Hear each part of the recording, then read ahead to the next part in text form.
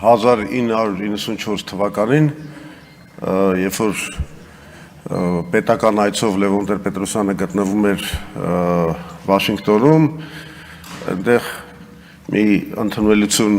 եղավ Բիլ Քլինթոնի կողմից տրված, Բիլ Քլինթոնի ձայնը խզված էր եւ նա պատվիրակեց այդ ելույթը իր կնոջը, ինձ մոտ էլ է այսօր ձայնս խզված, բայց քանի որ կինս մի քիչ ջերմ տենց շատ զգացմունքներ չի տածում ներկա ազգային ժողովի նկատմամբ, ես ստիպված պետք է ինքս այս ելույթը ունենամ եւ մի անգամից կուզեի անել հետեւյալ հայտարարությունը, որևէ ավելորդ դատարկ խոսակցություններից զերծ մնալու, տարբեր մեկնաբանություններ, բամբասանքներ եւ ասեկոսերներ հերքելու համար մի անգամից հայտարարում եմ, որ Հայ ազգային կոնգրեսը չի պատրաստվում դաշինք կամ միասնական քաղաքական շարժում կազմել ոչ Ռոբերտ Քոչարյանի, ոչ էլ Սերժ Սարգսյանի ղեկավարած քաղաքական ուժերի հետ։ Հիմա ասենք բուն թեմային։ Ինչու պետք է հեռացվի եւ արդյոք պետք է հեռացվի Փաշինյանը։ Դե գիտեք ինչ, Նիկոլի կառավարման 7.5 տարիները նշանավորվել են հայ ժողովրդի համար աղետալի հետևանքներով։ Ես հիմա չեմ ուզում անդրադառնամ ներքին կառավարման բնագավառում իր բոլոր ձախողումներին, նկատի ունեմ եւ Հյուսիսարավ ավտոմոբիլային ճանապարհի կառուցման այդ աշխատանքների ձախողումը ընդամենը 20%-ն է արված այդ ճանապարհի, նկատի ունեմ բոլոր ամեն տեսակի բարեփոխումների ձախողումը, ինչպիսիք են օրինակի համար հռչակված ոնց էր անցումային արդարադատության ռեֆորմը, դատաիրավական ռեֆորմը, առողջապահական ռեֆորմը, հարկային ռեֆորմը, ամենուրեք ձախողում, այս համընդհանուր հայտարարագրման ռեֆորմը, ամենուրեք մենք ունենք ձախողումներ։ Ձախողվել է նաև Մարտի բեկի գործի բացահայտման գործընթացը, ձախողվել է կոռուպցիոն բացահայտումների գործընթացը, էլ չեմ խոսում նրա մասին, որ մարդու իրավունքների եւ ժողովրդավարության բնագավառում մենք ունենք այս խայտառակ վիճակը, երբ այո ասում են կարող ես ընտրվել, բայց հետո մենք քեզ կամ կհեռացնենք, կամ քրեական գործ կառուցենք, կամ բանտ կնստացնենք, կամ էլ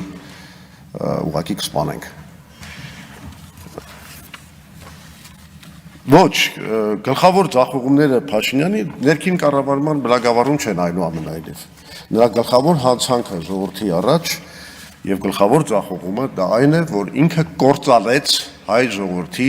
անվտանգության համակարգը։ Իր 7.5 տարվա կառավարման ժամանակ մենք Ադրբեջանի հետ ունեցել ենք 10 ռազմական բախում, որի հետևանքով կորցրել ենք 5000 մարդ, իսկ եւս մեկ հայոց աշխարհ Արցախը կրկնեց Բիթլիսի, Վանի, Էրզրումի, Կարսի ճակատագիրը։ Հիմա էլ վտանգը կախված է Սյունիքի վրա։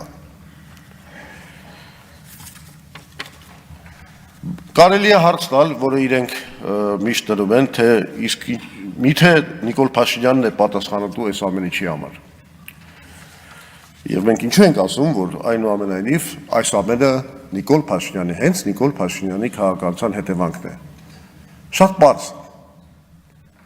Նրանք մեր ժողովրդից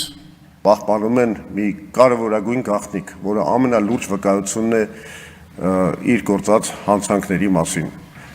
Դա այն է, որ 2019 թվականին ապրիլին, իսկ հետո նաև հունիսին Նիկոլ Փաշինյանին Մինսկի խմբի համանախագահության կողմից ներկայացվել է մի փայլուն պլան խաղաղության, որով եթե այն իրագործվեր, մենք կունենայինք մի իրողություն, որ ընդհանրապես պետք է 5 շրջան հետ հանձնեինք Ադրբեջանին եւ կգվեր լիակատար խաղաղություն, խաղաղարար զորքերով եւ այլն, իսկ Լեռնային Ղարաբաղի կարգավիճակի լուծման հարցը շահկապվում էր Քելբաջարի եւ Լաչինի ոչ միջանցքային մասի վերադարձի հետ։ Սա մի փայլուն լուծում էր իրականում, որովհետեւ դա նաեւ դրթելու էր Ադրբեջանին, եթե նա ուզում էր Քելբաջարը հետ ստանալ, գնալ կարևորագույն զիջումների Լեռնային Ղարաբաղի կարգավիճակի հարցում։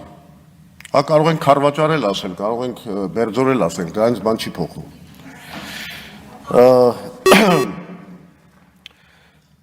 Հիմա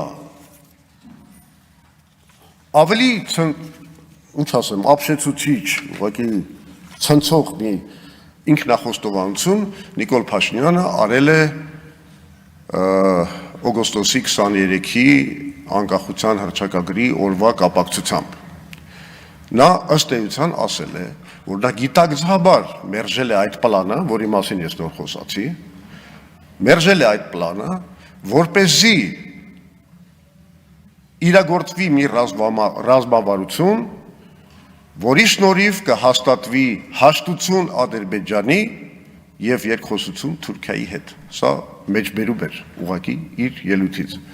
Այսինքն ի՞նչ է, թարգմանեմ մարդկային լեզվի։ Այս մարդը մեր ամբողջ ազգին ասում է, որ այո, Արցախը մի խոչընդոտ էր, որը ես պետք է վերացնեի, որ մենք կարողանայինք կնքեինք Ադրբեջանի հետ հաշտություն։ Եվ միայն այդ դեպքում կապահովեր մեր իրական անկախությունը։ Բայց արդյոք այդ անկախությունը ապահովվեց։ Իրականում սա ասեմ Փաշինյանական հանճարեղ դիվանագիտության մի գյուտ է։ Սենց բան ես ուսումնասիրելով մարդկային պատմությունը դիվանագիտության չեմ իմացել։ Ամեն ինչ տալ, ոչինչ ստանալ։ Ճանաչել Արցախը Ադրբեջանի կազմում, հանդուրժել նրա հայաթափումը, տալ Հայաստանի ստրատեգիական բարձունքները, հանդուրժել Բաքվի խոշտանգումները մեր գերիների նկատմամբ, լուծարել Մինսկի խումբը, ասում են Մինսկի խումբը ինչին էր մեզ պետք։ Մինսկի խումբը այն պլատֆորմն էր, որը թույլ էր տալիս պատերազմը չսանձազերծել։ Մինսկի խումբը հենց բանակցությունների հարթակն էր։ Իսկ Նիկոլ Փաշինյանը 2019 թվականին մերժեց անգամ բանակցություններ վարել Ադրբեջանի հետ։ Ինչը արդեն հենց հիմք դարավ նրան, որ միջազգային հանրությունը այլևս չէր կարող ճնշումներ գործադրել Ադրբեջանի վրա, որ նա չսկսի պատերազմը, որովհետև խաղաղության, խաղաղ բանակցությունների լեզուն մերժել էր հենց Նիկոլ Փաշինյանը։ Էլ ոնց կարող ես հրահրես կամ հայտարարես պատերազմ։ Այս մեղքը, այս հանցագործությունը Նիկոլի վրա է։ Եվ ինչ է անում այս ամեն ինչի հետևանքով Նիկոլ Փաշինյանը հիմա։ Հայաստանը սեղանի շուրջ ընթացող բանակցությունների մասնակից չէ այլևս։ Նա այդ սեղանին դրված ուտելիքի կարգավիճակի մեջ է հայտնվել, ինչպես Չեխոսլովակիան 1938 թվականին Մյունխենի կոնֆերանսում։ Փաշինյանը դարձել է Ադրբեջանի գործիքը, փորձում է Հայաստանից սարքել Ադրբեջանի վասալային պետություն, նրա ճնշման տակ փոխել սահմանադրությունը, կտրելով պետության կապը, մեր պետության կապը անկախության հռչակագրի հետ։ Նա ուզում է վերացնել մեր անվանական ինստիտուտները եւ խորհրդանիշները։ Այս իր պայքարը հայ առաքելական Սուրբ եկեղեցու դեմ։ Այդ ցանկությունը Արարատը հանել, Արարատի նշանը հանել մեր զինանշանից։ Իրական Հայաստանի գեղագիտական տեղորոշման այս զառանցանքը կամ 4-րդ հանրապետությունը այս փաթեթավորման տակ ընդամենը կատարվում է հետևյալը։ Մեր ժողովրդի վզին նա ուզում է փաթաթել ադրբեջանահպատակ հայկական պետության մոդելը։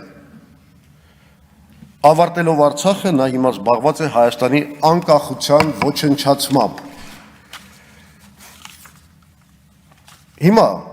անցնենք բուն հարցին, այսինքն նրա հանցանքները պարզ են, նա պետք է հեռացվի, այո, դա կարևորագույն նպատակ է։ Հարց, ինչու դա չի ստացվում։ Երևի ամենակարևոր հարցն է այսօր։ Բոլոր այս շարժումները եղան, բոլոր ճնշումները եղան, Բագրատ Սրբազանի, Գալստանյանի այդ շարժումը եղավ, տպավորիչ քանակով մարդիկ հավաքվեցին, ինչու այնուամենայնիվ չեղավ ոչ այս իշխանափոխությունը, ոչ չգիտեմ իմպիչմենտը եւ այլն եւ այլն։ Ինձ համար այդ հարցը պարզից էլ պարզ է։ Մեր ժողովուրդը կներեք չի ցանկանում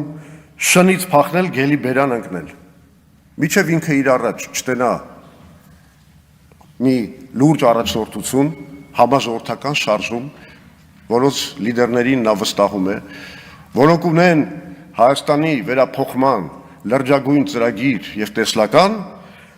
ժողովուրդը ոտքի չի կանգնելու Նիկոլ Փաշինյանի դեմ։ Այսինքն գլխավոր խնդիրը եւ բանալին հենց նման համաժողովրդական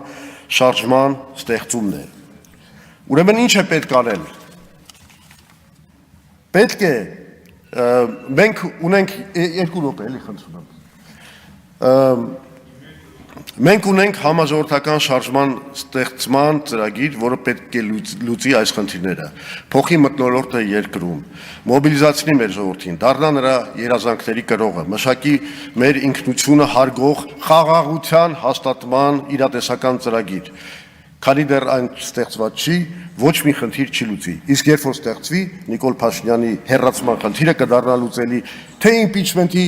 թե ընտրությունների միջոցով։ Եվ մեր իրական խաղաղության հաստատման ծրագիրը պետք է իր մեջ մեր կարծիքով ներառի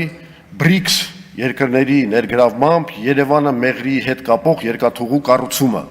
որը Հայաստանը կազատի Ադրբեջանից միակողմանի կախվածությունից, կդնի ռեգիոնում իսկական աշխարհաքաղաքական բալանսի վրա հիմնված խաղաղության հիմքերը։ Մենք կարծում ենք, որ ստեղծվելիք համաժողովրդական շարժման մեջ ընդգրկվող իրատեսական, քաղաքական ուժերի եւ հանրային անձանց ծրագրային պլատֆորմի մեջ հյուսիս-հարավ երկաթուղու ստեղծված նախագիծը կարող է դառնալ բոլորիս միավորող ազգային ծրագրի հիմնարար դրույթներից մեկը եւ խոստանում ենք